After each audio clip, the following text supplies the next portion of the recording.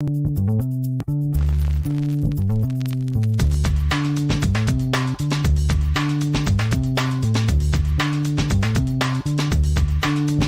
to the acclaimed podcast, The Deep Dive, featuring your esteemed hosts, Andy Monitor and Drew Dinzik, powered by BetSperts.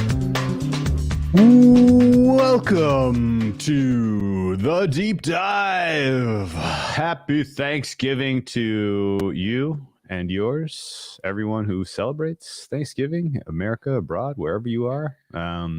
Even if you don't, happy Even Thanksgiving. If you don't, happy Thanksgiving. Happy Thursday football. Happy World Cup. It's been a trip, dude. Today in general, there's gonna be like 4 games every day for a while here. Like, it's gonna be a lot, and I struggle to get anything done while I'm watching soccer in the middle of the day. Even though I for some reason, I watch golf on the other TV. I'll watch tennis. I'll watch some basketball, even baseball. But for some reason, maybe the novelty, like just the fact that it's not something that's happening all the time, and I'm stressing these unders. That nothing. I don't think there's anything more stressful than a soccer under. No, it's like when you bet an under in baseball, every ball that's gone, and you watch it like fall into the second baseman's mitt. It's the same thing. Like, oh my God, that's a breakaway. I have a blind under 6 goals from here to the end of the tournament that I'm going to be sweating. And so, yes, I'm on that under sweat heavily. Very, very fun start to the World Cup, though. A lot going on. Yeah. We're not here to talk about soccer, though. I don't have it, at least not right now.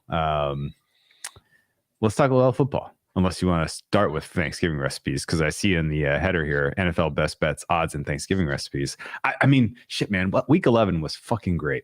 That was just a great week of outcomes. We sweep the halftime shows across the 3 primetime games. That was awesome. Emphatic fashion. Yes, just an absolute exclamation point on the third one there. Overall bets just went in my direction every which way. Futures books a little right now. I still think I'm going to lose a couple of these that looked pretty damn good at the halfway point, particularly in the awards markets. Patrick says, I started watching 1899 on Netflix. I feel like there's like 4 of these Yellowstone prequels. They all have different years now. It's like Adele albums. I don't know what's going on with that. But yeah, let's just get right into it, because I ain't got all day today. I got shopping to do. Of course, man. You're gonna smoke a turkey. The only right way to do a turkey. It is kind of the only right way, and it is delicious. So I'm excited for that. We'll get into Thursday night. Nope. Thursday morning. Thursday morning for you and I. This is afternoon for the East Coast elite, but those of us in God's country and the heathens out west will celebrate Thanksgiving by watching football in the morning. The once frisky Lions are taking on the once frisky Bills, who are just free falling, just horrible now, aren't they? Yes. It's been a whole fall down. I will be back in the house, Christopherson. So it'll be nice to actually cook in my kitchen again. But this is a pretty big line for an away favorite.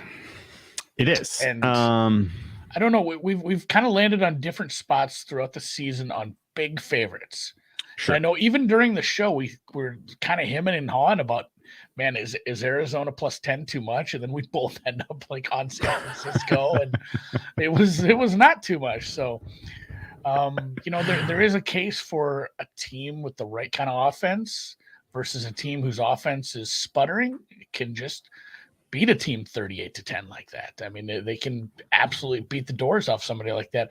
I'm not so sure Detroit falls in the same boat as like, Colt McCoy throwing it out there for another week. And my God, that run offense was horrific on Monday.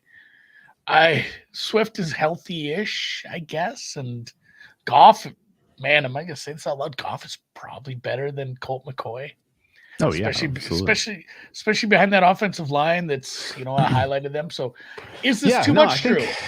Yeah, so this is going to sound familiar to anyone who is just tuning into the Matchbook show. So apologies.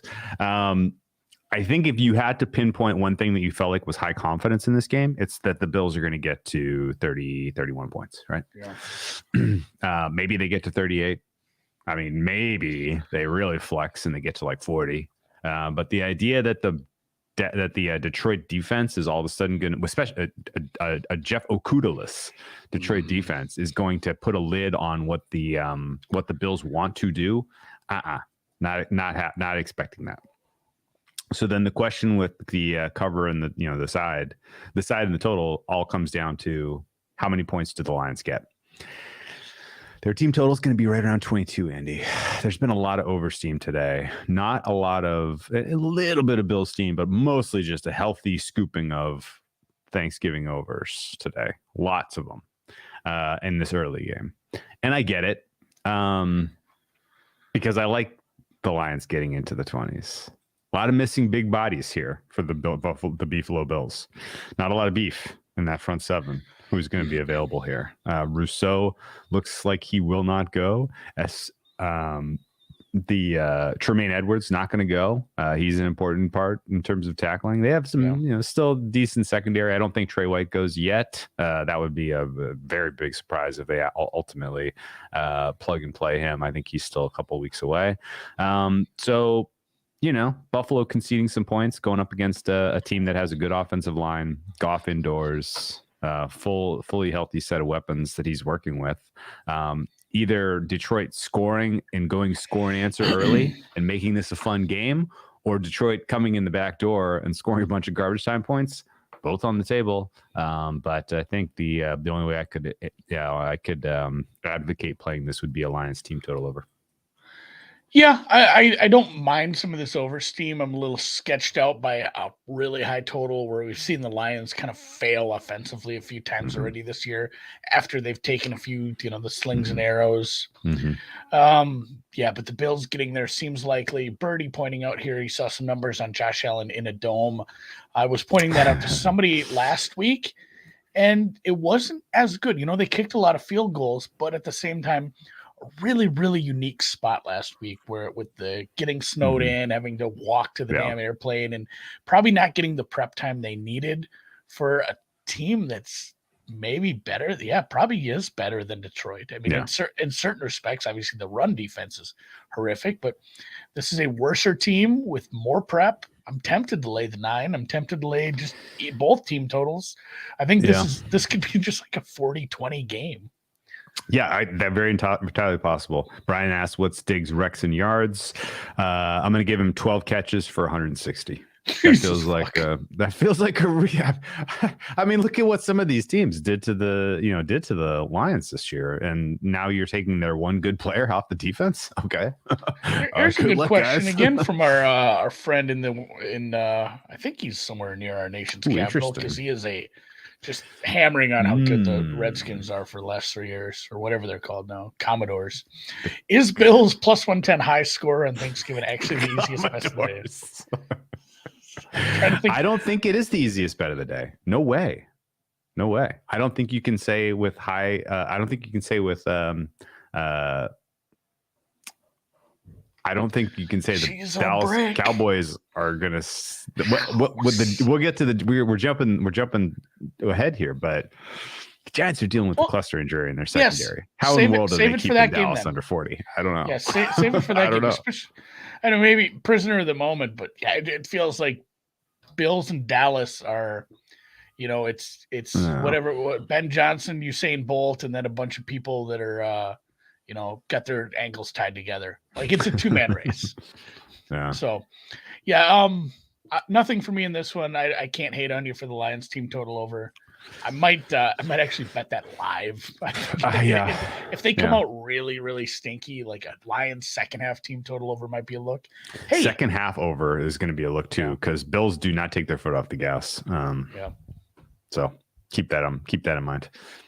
And Ben's pointing out Vikings Pats lowest scoring game at minus 105. Yeah, that actually does feel like a yeah, that does. So that sounds like a good number, actually. So, a bettable number, And Dallas minus 200 is a good fair number. Dallas came up last week and came up to my neck of the woods, and kind of flexed on both sides of the ball. Mm-hmm. I mean, some of it was self-inflicted injuries by the Minnesota Vikings. They just looked. They didn't look terribly sharp, and then once they got into the negative game state, it got worse. But at the same time, everything Dallas did was just working offensively, defensively. Everyone, like, name a guy on Dallas. He had a day. They all had a day. It was just, it was one of the, honestly, if you're a Dallas Cowboys fan or you made that bet as a small favorite, one of the most fun games possible to watch of the year. Yeah. Yeah. Just everything seemed to go right for Dallas. Now at home, again, indoors, shortish week, which is, such is life, but it's a short week for the Giants as well. And like you mentioned, the Giants have some injuries that don't line up particularly well for, stopping this offense that seemingly has kind of found something. Maybe it's going to be funny if Zeke comes back like full 100% and we're going to use him and this offense scores like 12 points one of these weeks. And it's just like, oh, hey, Jera, guess what? But yeah, the Giants have been leaning on, I don't want to say luck, but decent performances out of a defense that probably isn't being able to sustain that kind of performance. Getting, Daniel Jones to not have horrible game. He's been great about not throwing the game away. He's been good about, it's not like, oh, Daniel Jones had a great game. No, you don't want to talk about Daniel Jones. It's like the refs. You want the end of the game. You don't want to be talking about him one way or the other.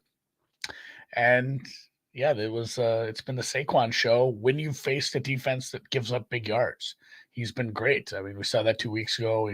We've seen that a few times this year. He's had some really good games, but this is maybe not the best matchup for the New York Giants, and that's why they're a big-ass dog. That's right. Last time these two teams played was Monday Night Football Week 3. The cornerbacks and safeties in that game, I thought they handled themselves pretty well, keeping Cooper Rush and the Cowboys just to that kind of late flurry of points. It was a good defensive performance from the Giants. 3 of those 4 guys are gone. No Adoree Jackson here, not expecting Fabian Moreau to be available, and Xavier McKinney, of course, is on IR. So that leaves Love as the lone remaining member of the Giants secondary who will take the field.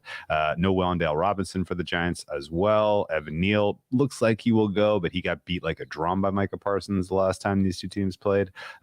Realistically, I get why this is steamed up to almost 10. It probably closes 10, if we're being honest. I think that the people who believe in the Cowboys believe in them sincerely enough that they're not getting scared off by a double-digit spread against a team with the cluster injury at cornerback. So, I mean, this is tough because I like the over in this game generally. Like, I was just going to say, I really think Dallas, yeah. I worry about Dallas covering this big number. Sure. No matter what you say about the Giants, they found ways on offense. Missing, losing another receiver stinks, but it might just be Dallas to score, 30 points here. Dallas hasn't had a good Thanksgiving game in a long time. Like, I don't know what it is, but they have not shown up for Thanksgiving games in a while. That said, I think their offense is going to get into the, they're going to get into the 30s here. I just don't see how it goes any other way. And I don't know. They should let you tease team totals. You want to take Cowboys up to 34.5? No, they should just give you like 3 points on either. Oh, okay. Give you a field goal. I'm not sure if the math would work out on that. It's probably a terrible bet. Oh, okay. I'm sure there's alternate team totals. I like the team total to the over because you're expecting this to get away. Dallas's defense matches up reasonably well against the Giants. However, as much pressure as they got, because that was like a time of the year where the defense was really carrying this team because Cooper Rush was in, the offense was limited. They really hadn't figured themselves out yet. That defense got infinity pressures against Daniel Jones, but only sacked him a handful of times because he is mobile. So him being able to get it done on the ground, Saquon Barkley being able to get it done on the ground, getting some contributions from Darius Slayton, who's frisky, I think is a realistic expectation. I would not count on getting anything out of Kenny Golladay because he stinks. But I do think that the Giants can get into the high teens, maybe 20 if they are efficient in the red zone here. So I played over 44 and it's up to 45.5. Wow. A little bit of steam. If you do, and that's the thing too, like as someone Birdie's pointing out in the chat how bad they've been against the spread on Thanksgiving. It's like, yeah, it's a publicly bet team. They're at home. They're always, I can't think of a season that wasn't, completely derailed by injuries that they were bad. It's always a team they're in the mix. Like people want to believe in them. Of course. So there's probably a bit of a premium on this 9.5. I have no excitement in the world to lay 9.5 of the Cowboys against virtually anybody right now. Although they did cover Giants that pretty handily on the road last week. So Giants are well coached. However, Andy, correct me if I'm wrong, this will be Brian Dable's first stint as a Thursday night coach. As a rookie. Yeah. I know we've had plenty of Giants primetime, but this is the first Thursday. I think you're right. Yeah. I'm maybe if the Cowboys get to blowing this out, I could maybe be talked into good coaches do well in the second half and still don't make it competitive. Giants second half bet. I like how we're lining up all these second half bets. Just fucking putting them in the clip. That's what you have, Andy. That's what you got to do for Thanksgiving. You want to be prepared. You don't want to be scrambling on the day of. You want to be ahead of the game. All right, let's move to the nightcap where we head to your neck of the woods again. And this time it is Bill Belichick and the Patriots taking on another rookie head coach in Kevin O'Connell on a short week. Patriots money line is a bet in my accounts, and it's because the Patriots defense has what's the right word for it? Patriots defense has a real je ne sais quoi. Je ne sais quoi. Yes, the Patriots defense is no, it's not. They're just downright good. This team rocks defensively, and they're kind of like grown-up version of what the Cowboys are in terms of being able to scheme and just make the Vikings have a miserable time of it. Patriots offense obviously is limited, but that said, I like some of the matchup advantages that they have against the Vikings, particularly their offensive line being able to go, kind of win their 1v1s against sort of the strength of the Vikings defense on the D line. I think this game should be a pick 'em. I took the Patriots at plus money. I think the general feeling coming out of this game is going to be that there's not much difference between these two teams. So having plus money on one seems reasonable.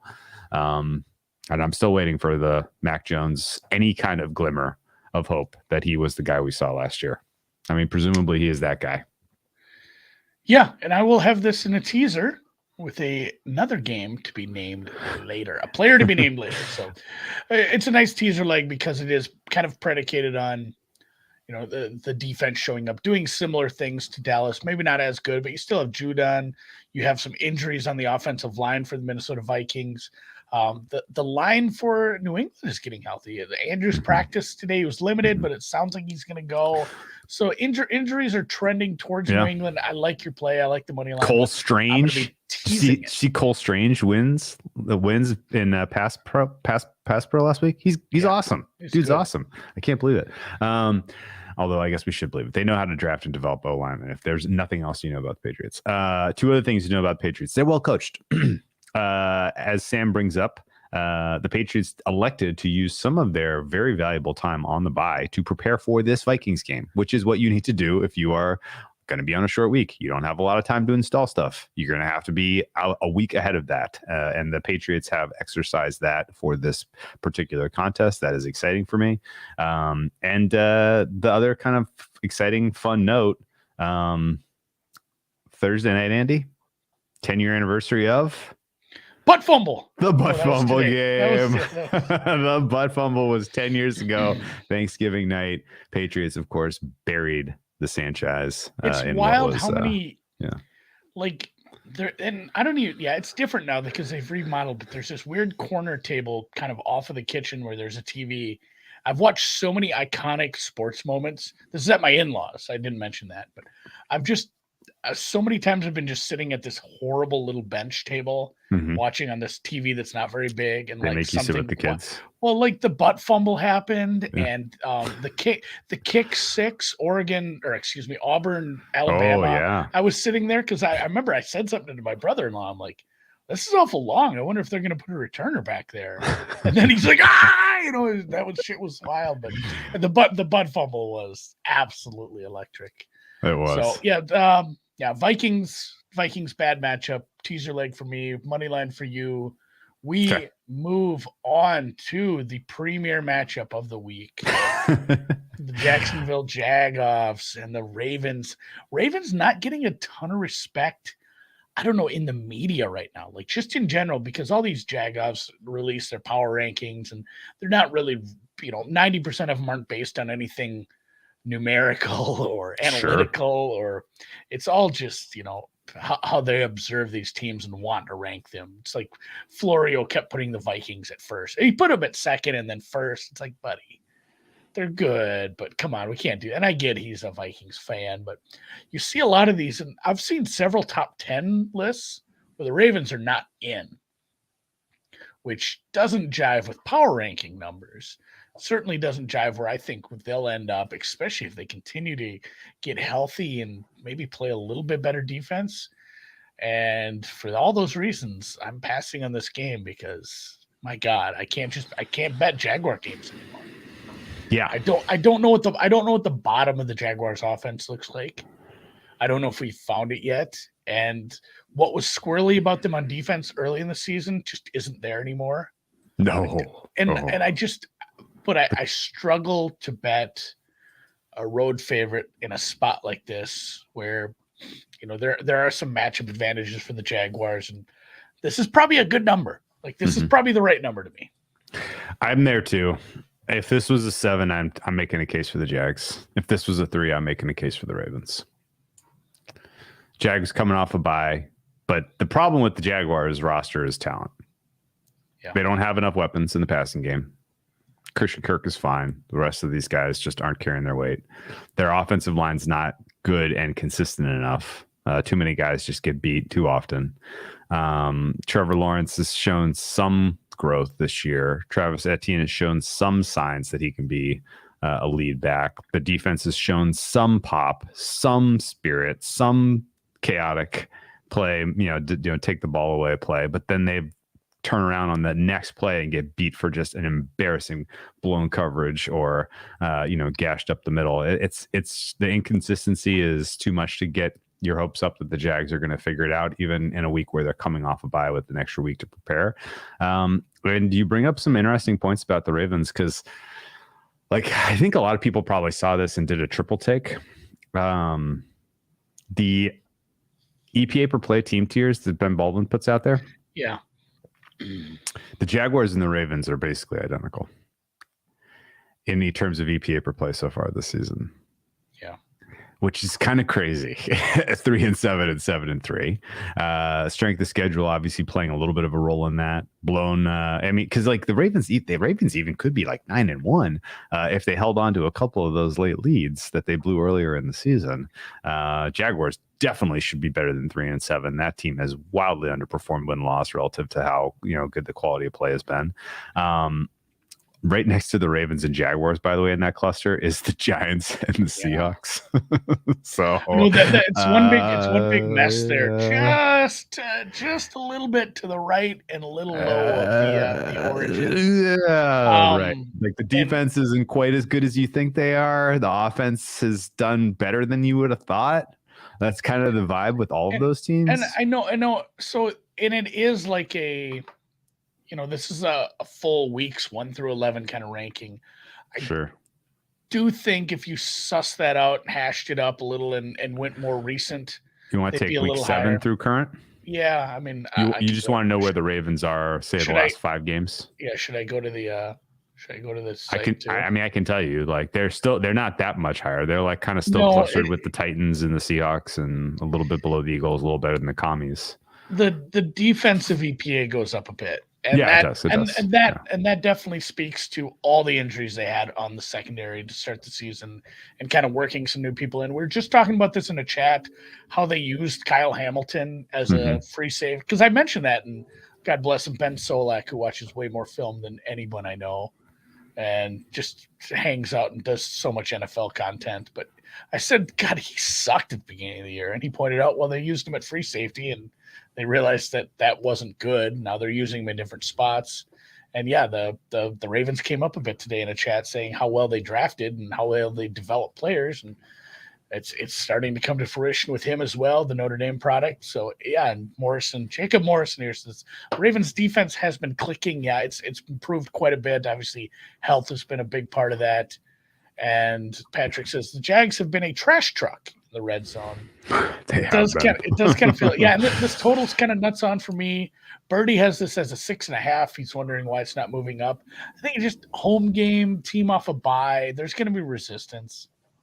Yeah. I think people still look at the data and say that the Jaguars are better than an average team. Yeah. And they might be, but they certainly haven't put it together. One thing helping inflate the perception, I think, a little bit of the Ravens defense is their last two games were against Baker Mayfield and Andy Dalton. It helps. That helps. Their other game was a bye.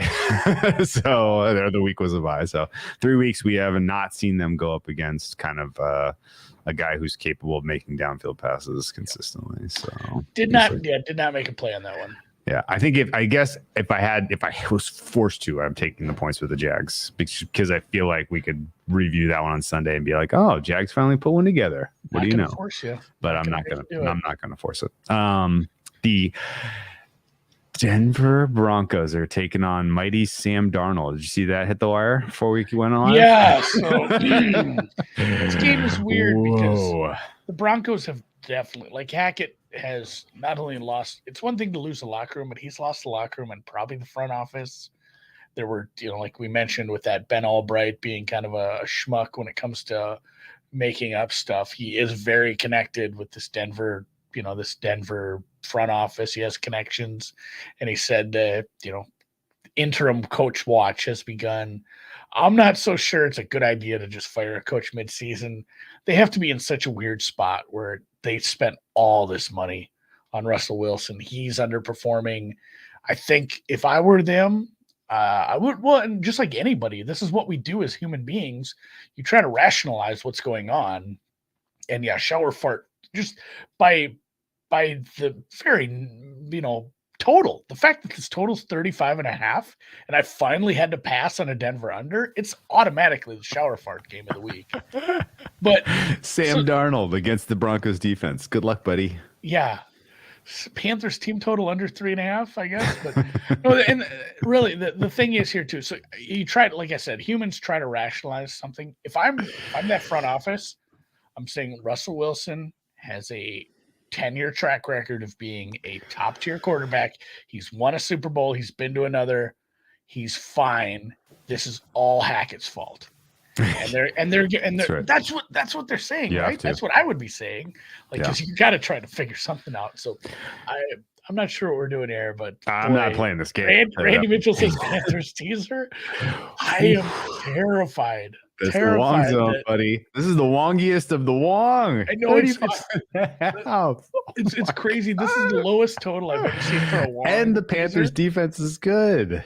Oh my God. Should I just stick with the bit and play another under? I've played like 8 of these unders and I'm like 7-1.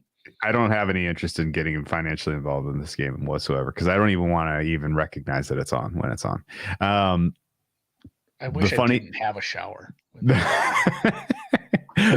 funniest part of the Broncos this last week, besides well, everything's been funny.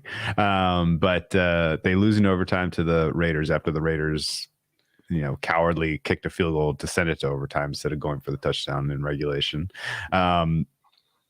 Apparently after the game was over, the preceding nugget to Melvin Gordon getting cut. I don't know cut. if this is super true, but I want it to be I will. Oh God, these are those rumors that you're like, I don't care if it's true or not. I'm going to believe it because I do.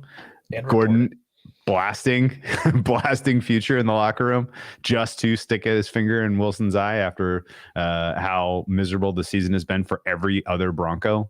I just absolutely love it. And Wilson then demanding that they cut Gordon and then following through and cutting him.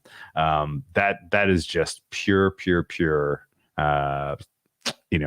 just perfect team in a dumpster fire, having a dumpster fire type of season, melting down. That's what they do. I love that story, and I will believe it's true. And Melvin Gordon has got some respect back from me after that. And then the meme he posted of him driving away in the Bronco, because he is really blowing off some steam. I do not think he liked playing there this year.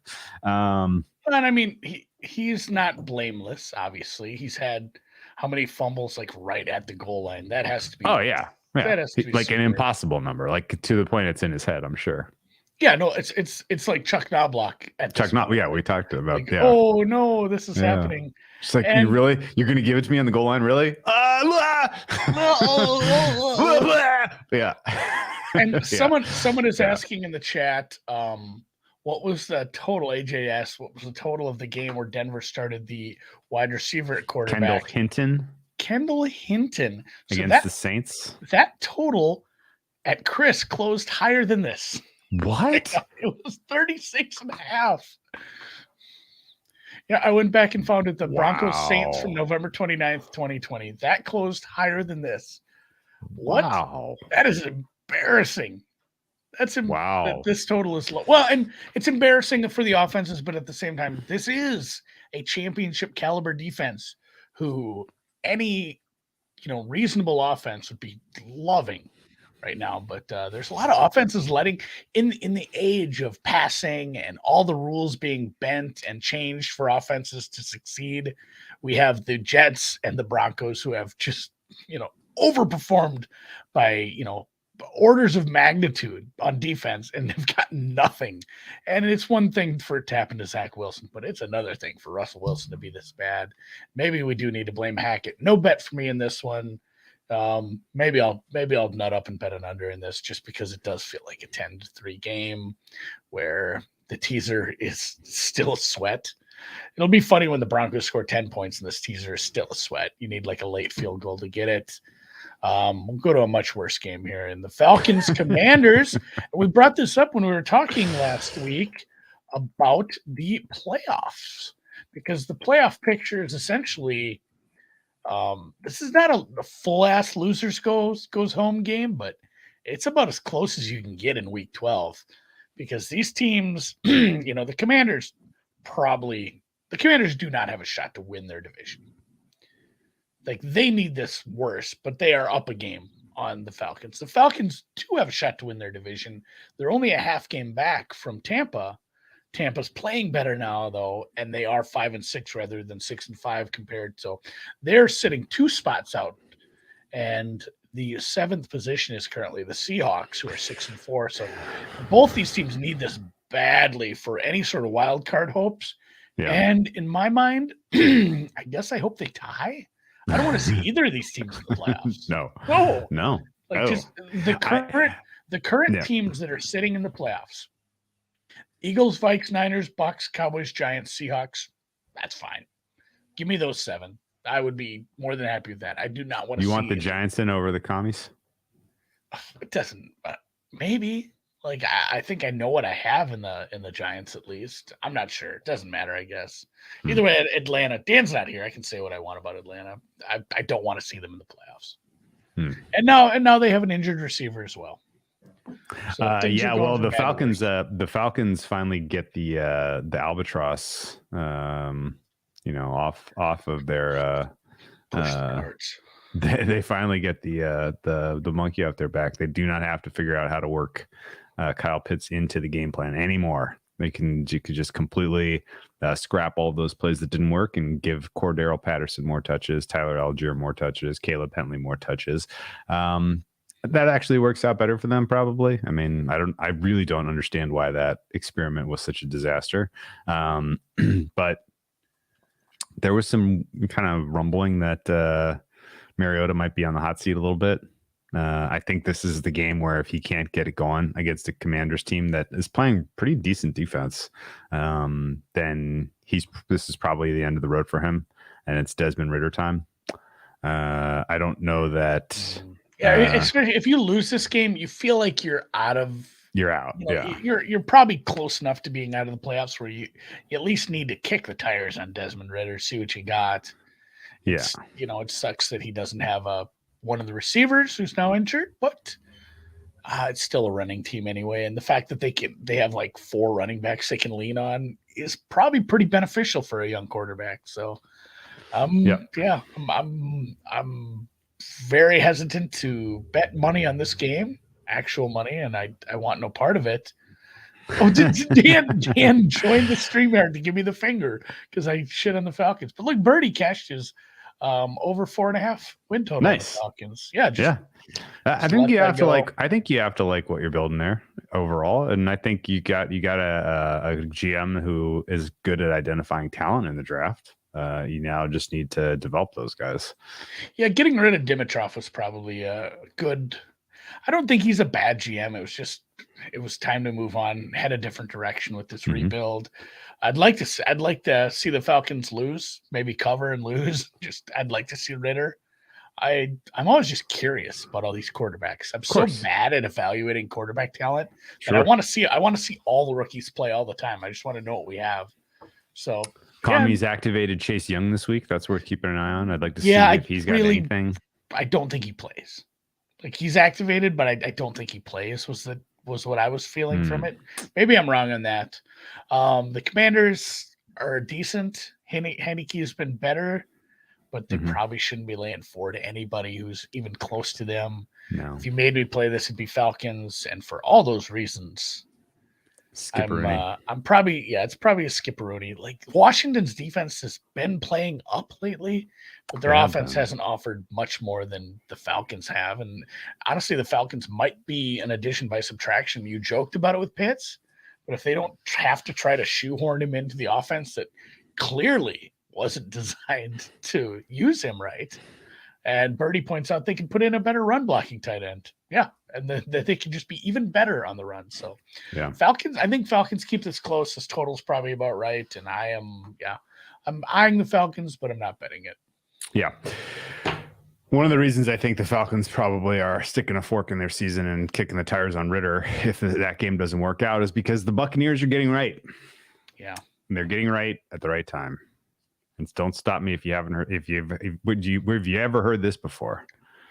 Late in the season, a Buccaneers team that was underachieving gets right, gets healthy, gets hot, goes on and wins the Super Bowl. I'm not super keen on the coaching, right? No, sure. Because Leftwich he's got the same brain disorder that the Chargers guy has about how he's utilizing his weapons. I mean, however, this is the kind of game. This is the kind of game that's not going to matter because the Browns are so horrifically poor at run fit that they may be utilizing Rachaad White in a running attack and just like, let's see if this works, and it's going to work. There will be ample opportunity for White to kind of help balance this offense. I think that takes a little bit of the heat off of Brady in terms of just having to throw the ball 50 times. Brady's wide receivers getting healthy is a good thing. Offensive line, it's below average, but they get another week to kind of become cohesive. The Buccaneers are a sleeping giant in my mind. This is a team that I don't think anybody is interested in playing in the playoffs. And Brady getting he's been bet. This has been a one-way action. We're looking at 3.5s now for this Tampa Bay team on the road. Total looks a little low. I think that must be the weather. Yeah. Yeah, I don't think the weather's going to be particularly good. And then also maybe they go to, I'm trying to look at the splits from their last game. It's tough because it was, they're off bye, correct? Tampa Bay is, yeah. Tampa Bay played the Munich game. So, they got a bye last week, yeah. Yeah, see, you got to go back 2 weeks, but they used, I don't even know what this guy's first name is. Rashad White.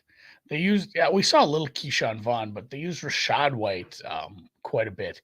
If they go with him, he seemed to be like a, I don't know, like a running back who could start in this league compared to what we've seen from Lenny over the last 6 weeks. Because this was always a spot where, hey, we're playing the Browns. As long as we can run the ball, we'll move it up and down on them. And then for many, many, many weeks, it was, oh shit, like Lenny looks bad. He looks slow. He looks like a defensive lineman right now. So if they decide to go a different direction and are running the ball effectively, they should move pretty easily on this Browns defense. This front, I watched some film on this. Just somebody had clipped a bunch of stuff, and it's like some of the holes that get open. And yes, the pass rush is good, and they are able to get after teams on third down if they get it there. But it's hard to get to third and long if you are getting holes opened up in you, just gaping holes. My God, I'm glad Dan's not here to clip this stuff today. But like some I wrote down the time. I'm going to send it to him. Yeah, some of the holes they were opening were just like, all right, we could put Patrick back there. He'd have about 200 yards today.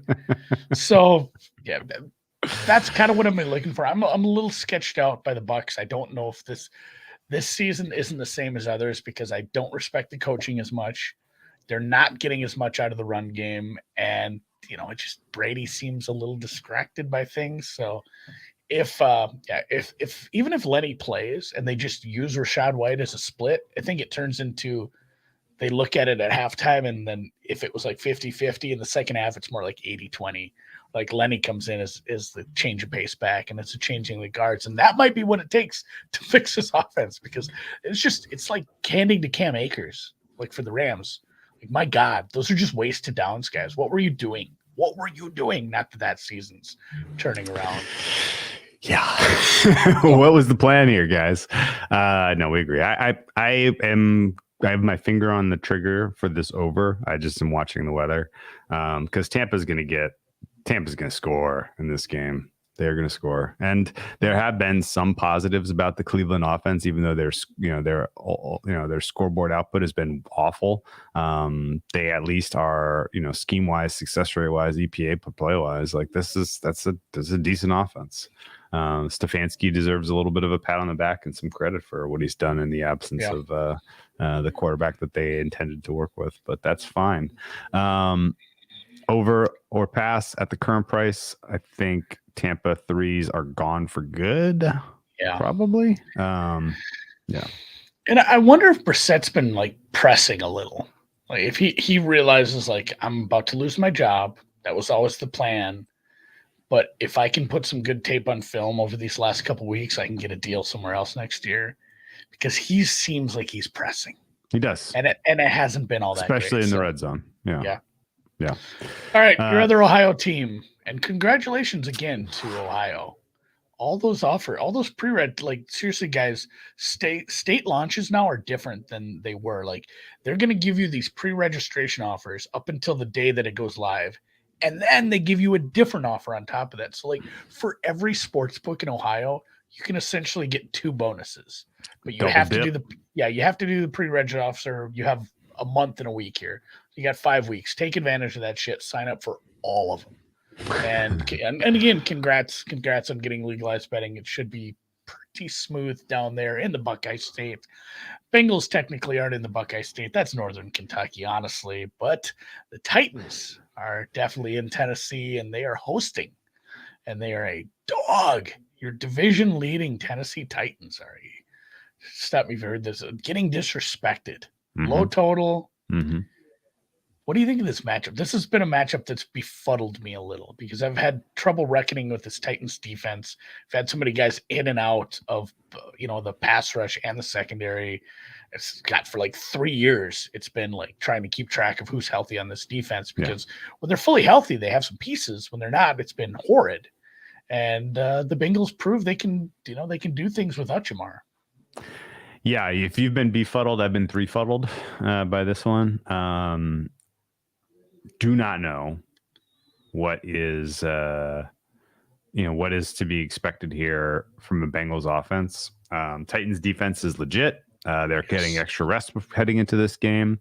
Titans they're one-dimensional offensively. That plays into the strength of the Bengals. Bengals are going to be fine, kind of keeping these guys in check. So this all kind of comes down to, can you pass pro at all?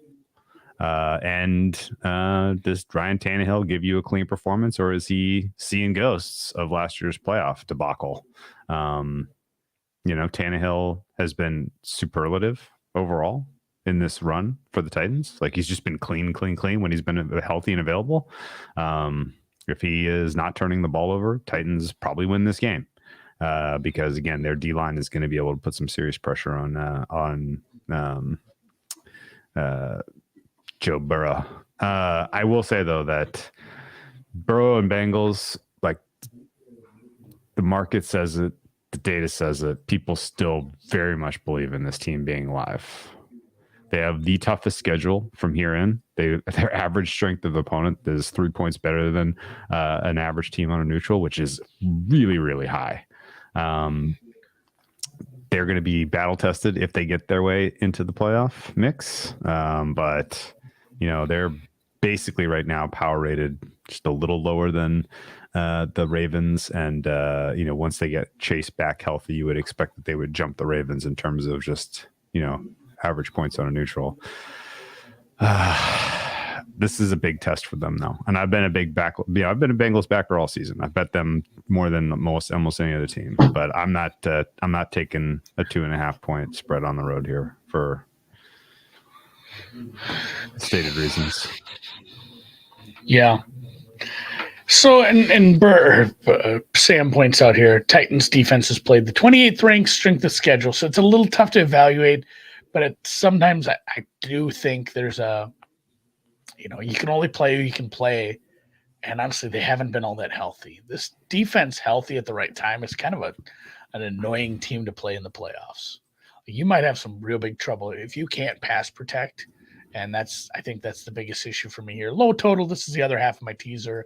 I think the Bengals probably win this in a close game. I'm not comfortable laying the points on the road. I'd rather have the lower leg teaser. So yeah, Titans in the teaser leg. It was this or Carolina, and I'm much more comfortable with a team who can control the ball. It has what I feel is maybe still a bit of an underrated defense. Yeah. Okay. I think there's a decent chance that people are like, holy crap, how are the Bengals only laying 2.5? I know, we just haven't seen it. We just haven't seen it. Yeah. One of the things to point out is there were some big high leverage moments in that Steelers game where the Bengals pass rush really got after it and made a big difference. The pass pro for the Titans is really, really, really bad. So that's kind of something to keep an eye on. If they're getting a lot of pressure on Tannehill, if Tannehill's throwing it away, if he can't get, because Tannehill's still got a very fragile relationship with a very weak offensive set of weapons. And if they turn this into just, hey, hand it off to Derrick Henry, and Henry has a good matchup in this game, so he should find some success. There is DJ Reader may be back, actually. I take that back. It looks like Reader's going to play. It sounds like he's playing. So that may matter, actually. That might be the deciding factor to make me feel a little bit more excited about the Bengals. But I'm not going to play this one. It does sound like Chase is starting to get cleared to do some practicing. I really, really doubt he plays. Although we're doing this a day earlier than we normally do, so it is a little tougher to rate some of these injuries. We don't have anything to go on for Wednesday practice reports. Not only a day early, but a day and like a half early. Honestly, it's middle of the afternoon. Let's move on to the second half. Looks like we're missing a slide. That's my fault. I don't care about Houston, Miami. Miami's going to truck. Let's talk about Shy Jets. This is a more interesting game. We should mention the Houston is very, very, very bad, but they've managed to stay within striking distance. Do you even know if it's going to be Davis Mills or whatever the other guy's name is? That's the really big problem is they're saying Davis Mills is on a short chain. What's the drop down to anyone else? Well, I mean, Kyle Allen's bad. But Davis Mills is pretty bad too. What is it, a point or two? Yeah, it probably goes to 4. I think 13.5, 14. Yeah, I have no interest in laying huge points against anyone. We've seen this numerous times where teams can just kind of coast to these victories.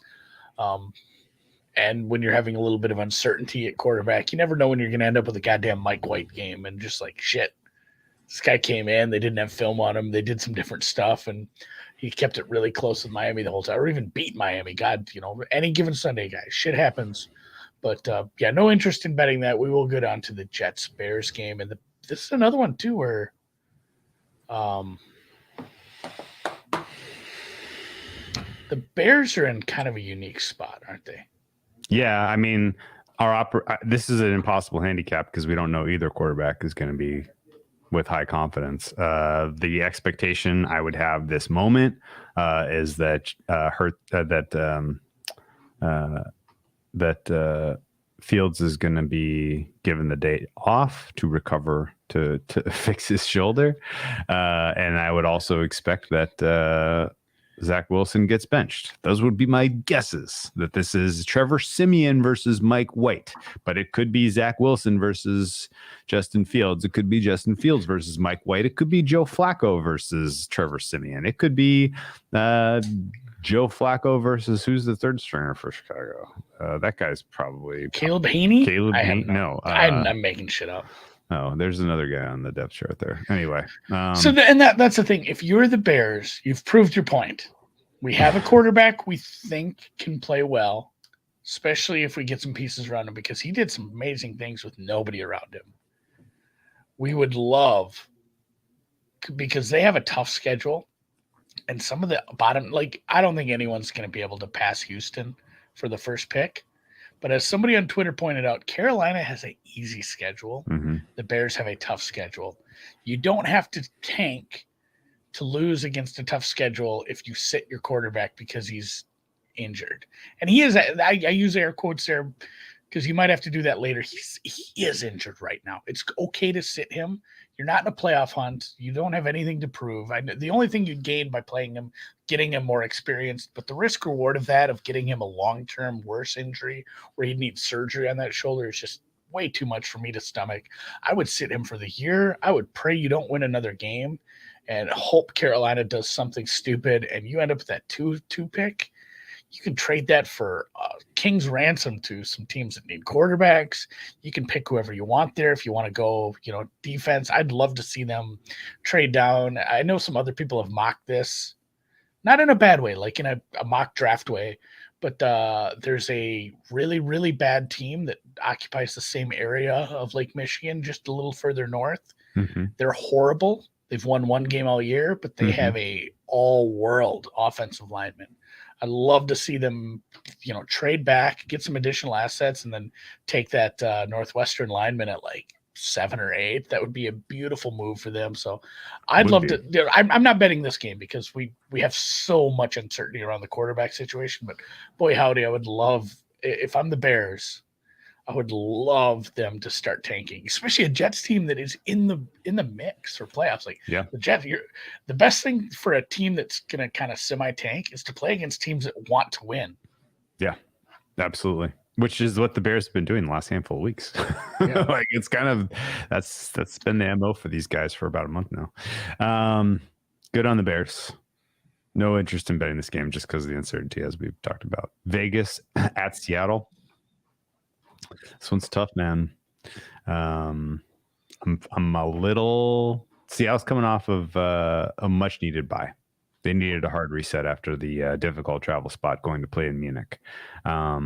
This team, I would expect, continues to develop. The defense continues to get better, and they have a very, very solid matchup here. That said, you're asking them to lay 3.5, which means you need their offense to really click. Their offense should click, though. They're going up against a really bad defense. So this is a game where you just, if you have a bunch of future stake in the Seahawks like I do, you just hold your breath and you say, hey, boys, go take care of business. You don't get too cute and also lay the points. Yeah. I'd lay the points. Okay. It's such a bad defense. It's a team that's absolutely lost right now in a few different spots, and yet they somehow had a walk-off overtime win. Like they're probably overrated in the market based off, a few decent performances here and there against some. I mean, just all Denver had to do, and that's the story of Denver's life. All Denver had to do was score 20 points, and they would win all their games, which is amazing. But I sold this up to 5. I don't think it's close. If Seattle's offense clicks here, I don't think it's close. If we see the Geno Smith, who's rested, who's had time to prep with his offensive coordinator of the year, I'm giving him the award. I'm not even sure if that is an award. I've given it to him. I like this offense with some rest. I like this offense at home. I like this offense against a bad defense.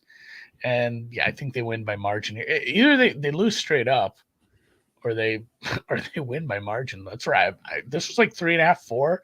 I sold it out to 5 on Chris. I'm like, I'll sell out an extra point. Just get a little extra juice. When does that ever come back to bite me as Buffalo Cleveland was sitting on 44 for the longest goddamn time last week. So long.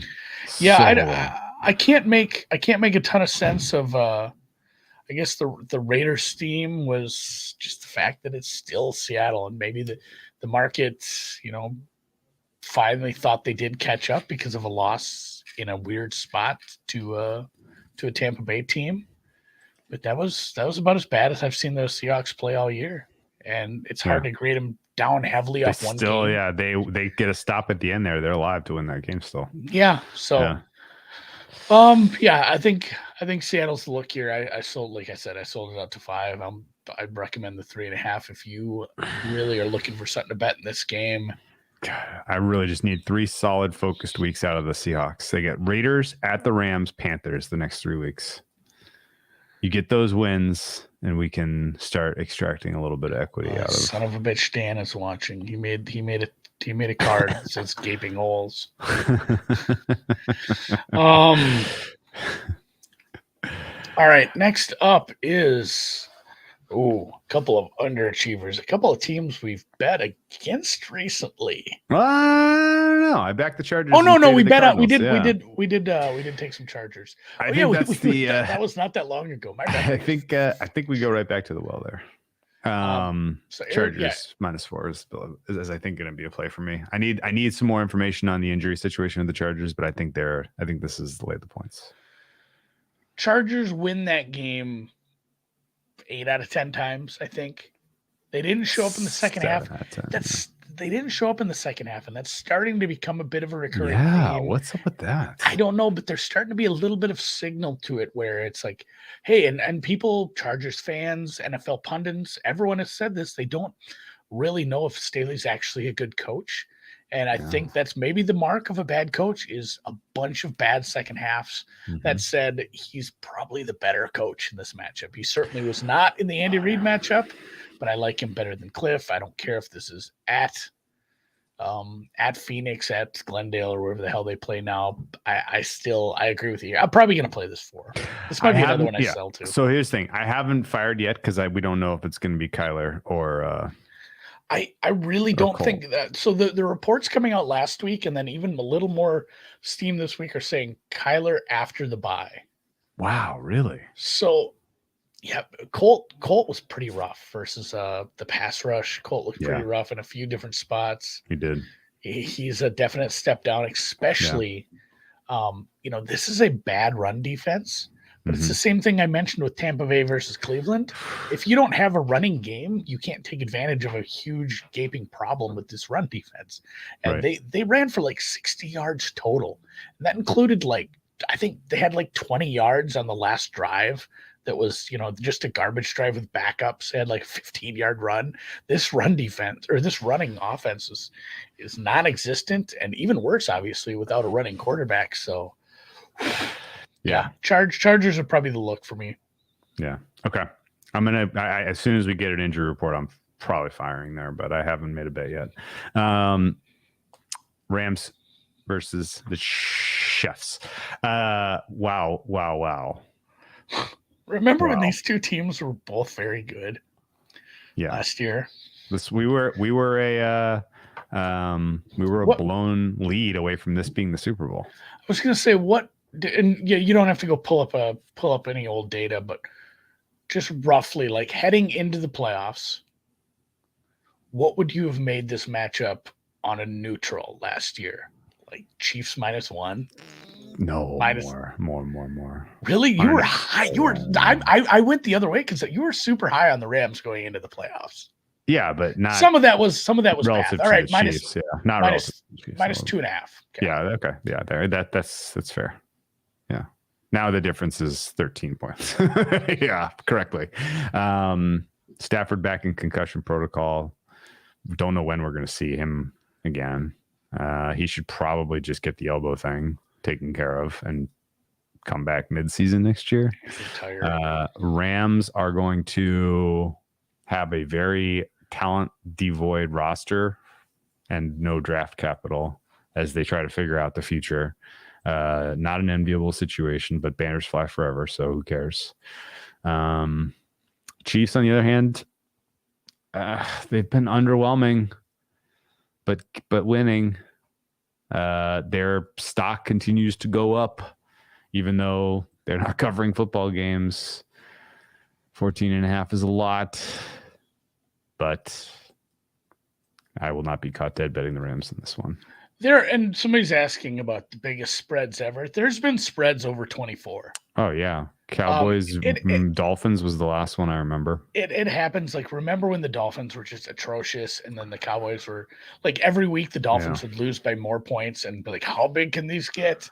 Yeah. But also, I need to clear my browser history because when I type in biggest spread ever, when you type in big, the first suggestion is bignaturaltoes.com.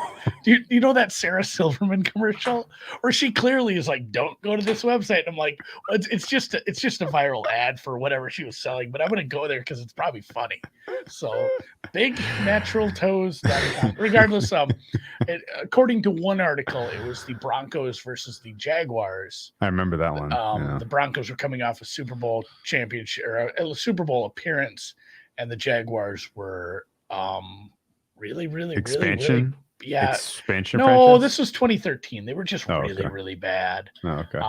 I think there's only been like one team ever to cover a spread that they were 20-point favorites in. Yeah, I remember one where the Giants beat the Broncos as like 20-point dogs one year. You remember that? Yeah. Oh, and of course, the Vikings, they weren't quite there, but the Vikings were like 18.5-point favorites in that game at home versus Josh Allen before he was good. I remember that. He won. They lost outright. Like 3 touchdowns. You lost were there. Badly. Weren't you there? I was there. The picture with me with the eye black, that's from that game. Yeah. Okay. All right. Real quick question from Jeff. If the Chiefs finish 15-2, does Reed get any coach of the year buzz? It's so hard because it's like he's part of the furniture of the NFL. Like it's just expected. And not only that, his expectations every year are so high that it's just like, oh, he did it. He did what he was supposed to do. If the next best team has 5 losses, then he will.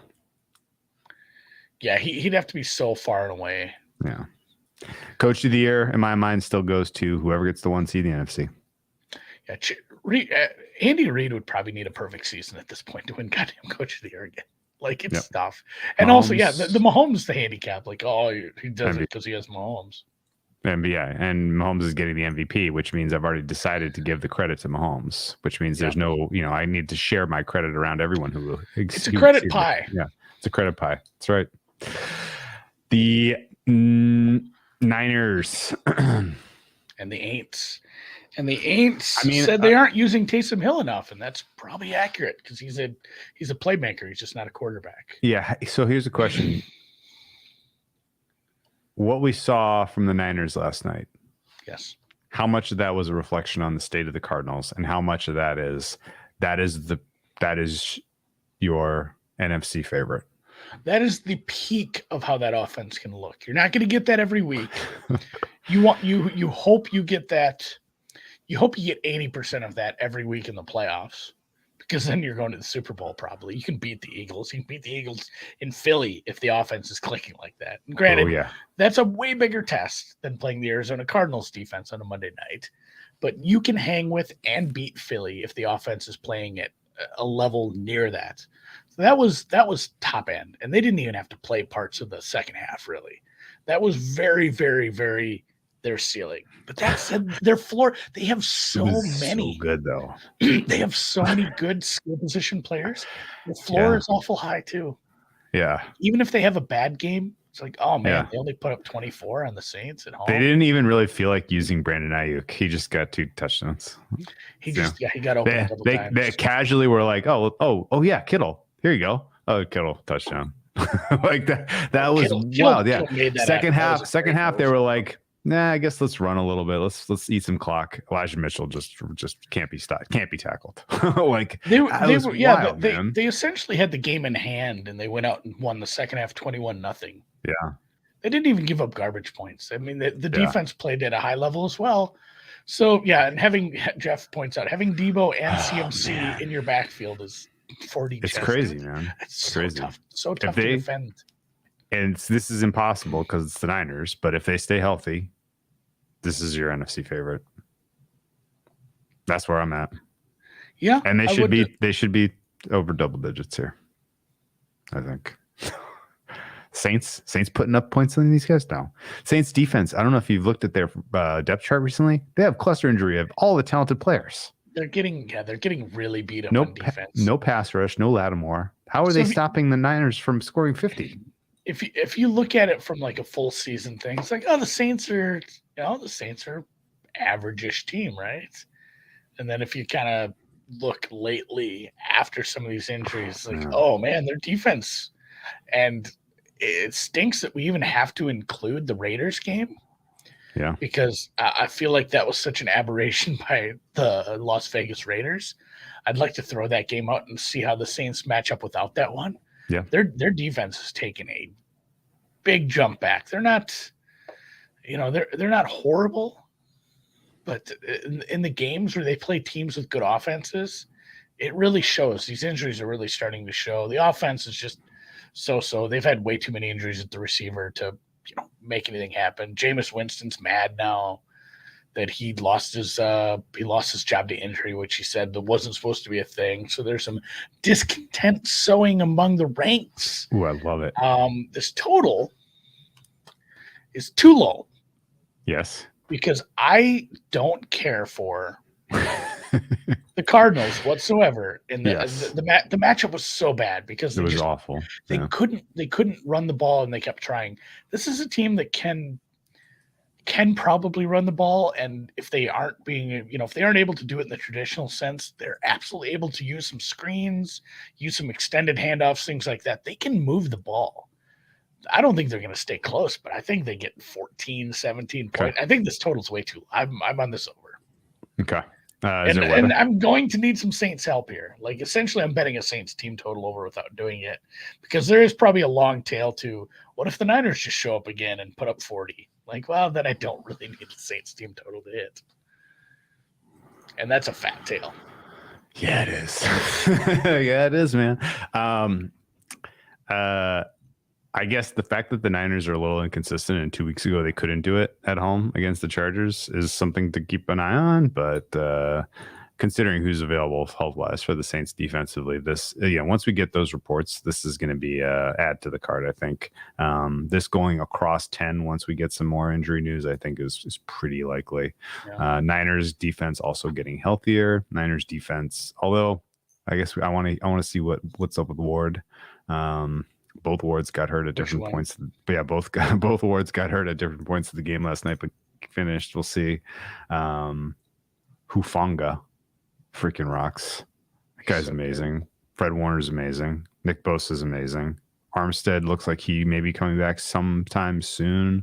Yeah, I mean, the Niners, if you don't already have some, you should go get some.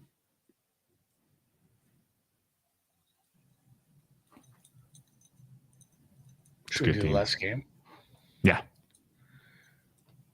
Green Bay, Philly. Boy, on paper, this looked like I feel like we just say this every week, and I should stop.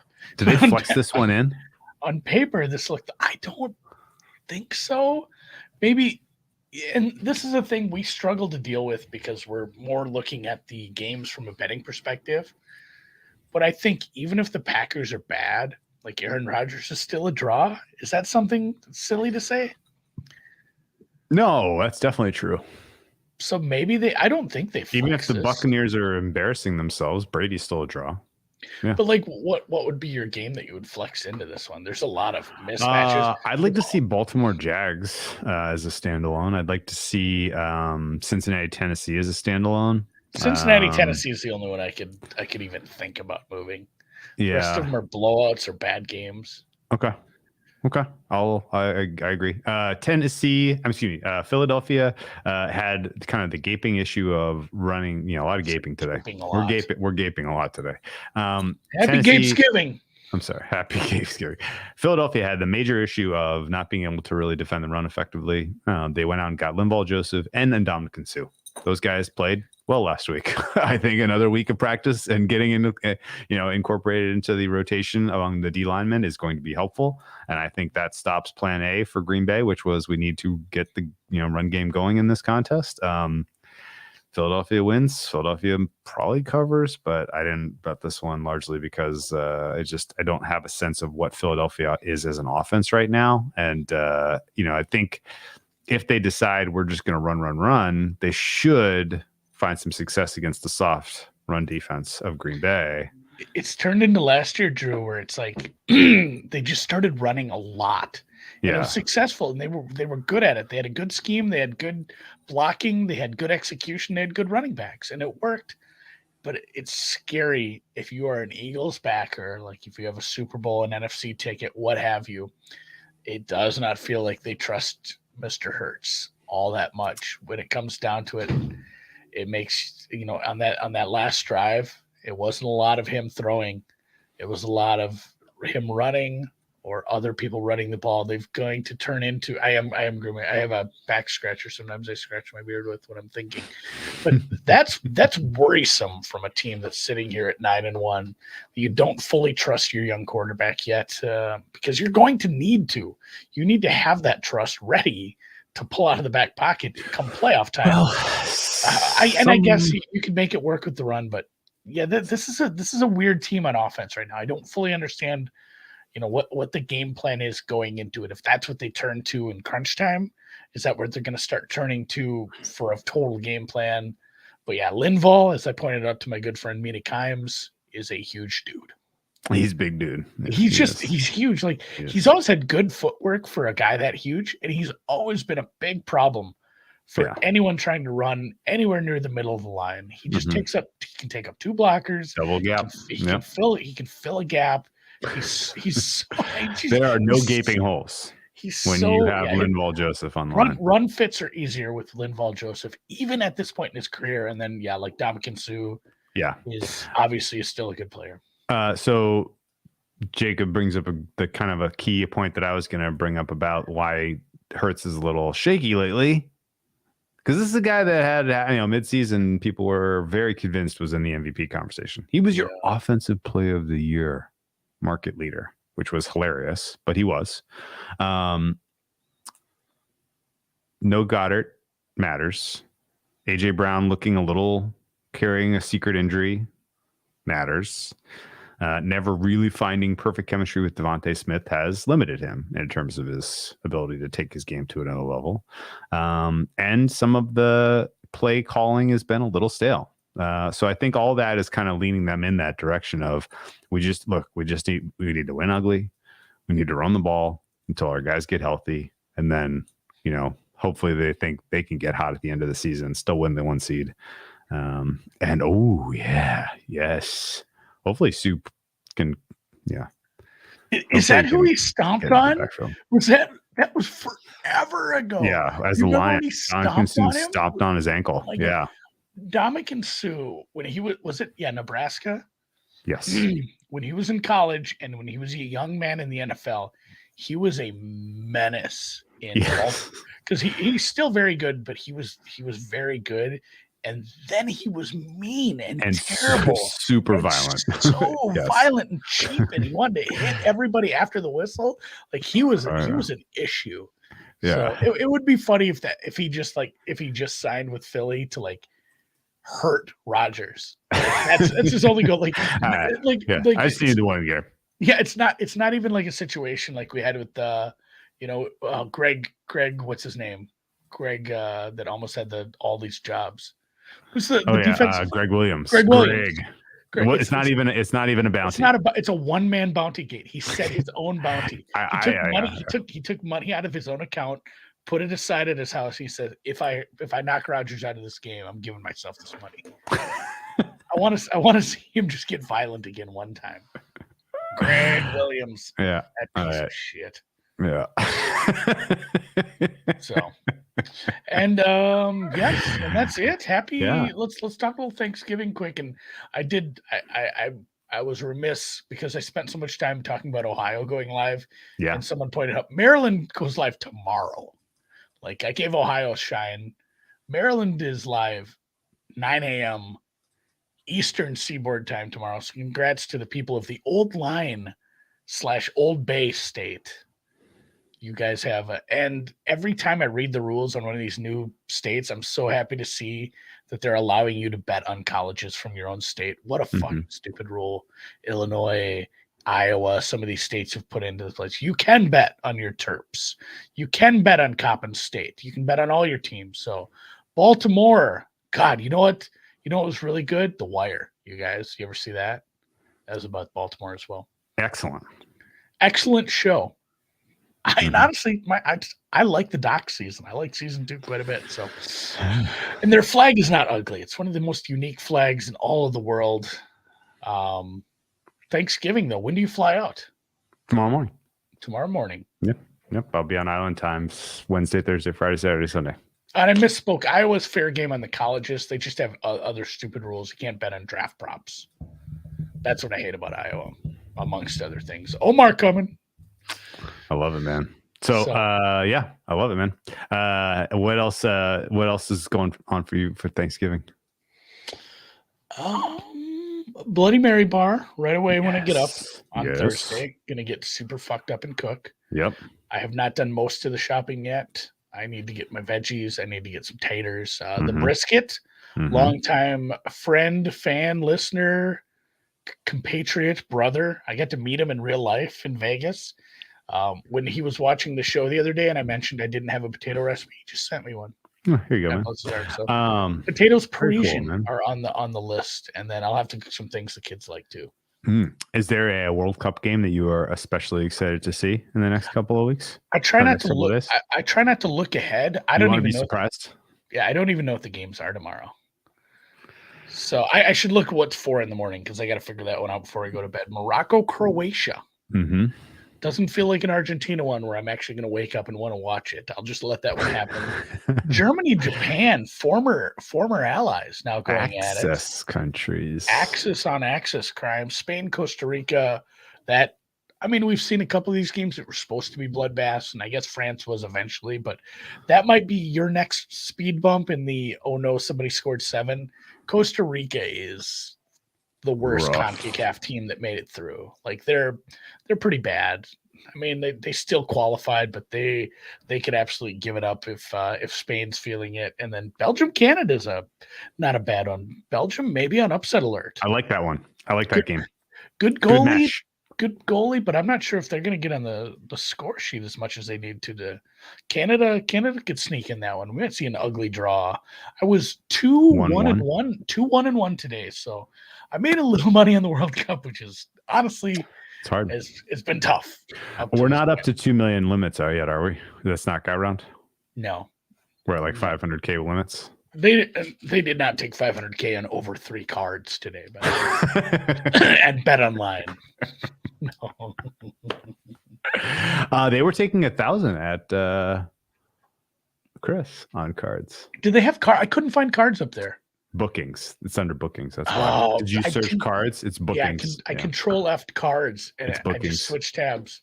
I probably could have got a better price. Good to know for the next time I bet cards. I bet over 2.5 because they didn't have over 3, and so that was. Oh, look at you! Look at you! Minus 130 something. I will say, anybody in here who maybe is stressed out at the end of a Sunday of betting the NFL, the World Cup is not for you. I bet a team total essentially under half. I bet Tunisia not to score at all. And then I bet a draw, which is worse. After 180 minutes of that, and more like 300, because they're putting on 30 minutes of extra time every one of these matches, I was stressed. I almost didn't want to bet the France game. I almost just bet I almost just put out their France money line minus 600, whatever. Have it. And then that'd have been really funny when it was 1-0 Aussies. You got your third card in the 90 plus 8th minute. Yeah, so there was only like 5 or 6 minutes of the game left at that point. My goodness, the stoppage time has been really something. All right, man. Best of luck. Happy Thanksgiving. Happy Thanksgiving to listeners. Enjoy. Everybody have a safe and healthy and outstanding Turkey Day.